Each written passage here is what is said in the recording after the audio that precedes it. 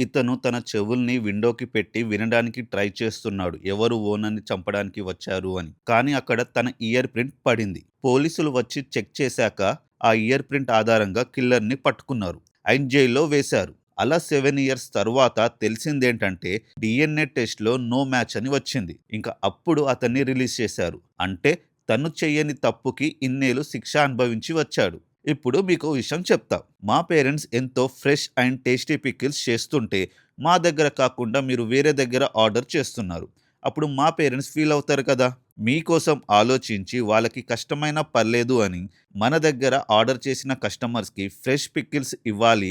అలా ఇవ్వాలి అంటే వాళ్ళు ఆర్డర్ చేశాకే ప్రిపేర్ చేయాలి. టేస్ట్ అండ్ క్వాలిటీ బాగుంటుంది.